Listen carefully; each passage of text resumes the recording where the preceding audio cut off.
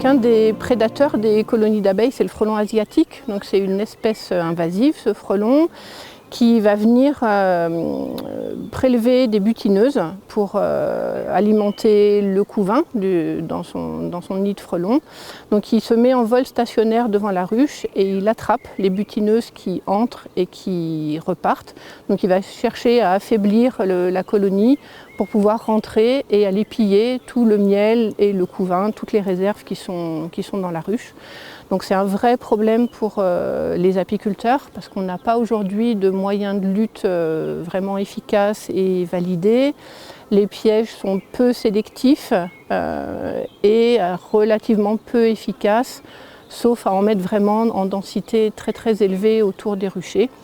Donc la principale conséquence pour les apiculteurs, c'est qu'en fin de saison, quand on arrive au mois de septembre-octobre, quand les nids de frelons sont très importants, les frelons se mettent devant les ruches et les butineuses ne sortent quasiment plus. Donc ça limite les entrées de ressources dans la ruche. Les abeilles consomment le miel qu'elles ont préparé pour passer l'hiver. Et donc là, les apiculteurs sont parfois contraints de nourrir leurs colonies pour qu'elles aient des réserves suffisantes pour l'hiver. Donc cette colonie, elle est jolie. Donc il y a du couvain, enfin, voilà, même si on ne voit pas beaucoup de miel, la reine a gardé sa dynamique de ponte. On ne voit pas de traces de maladie. Donc voilà, dans les ruches, donc, il y a différentes maladies, donc des virus, la loque américaine, la loque européenne. Il y a des maladies bactériennes comme la nosémose, donc ça on ne voit pas du tout de traces dans cette ruche.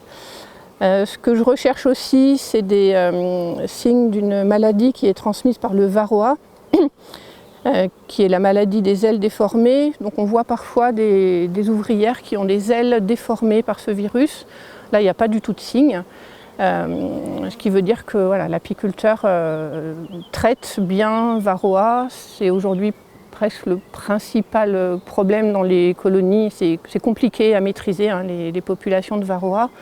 Donc le varroa, c'est un acarien qui se fixe sur les ouvrières et qui se développe dans le couvain. Donc il pompe l'hémolymphe et les réserves du couvain et transmet beaucoup de maladies. Et si on ne traite pas correctement varroa, la colonie meurt.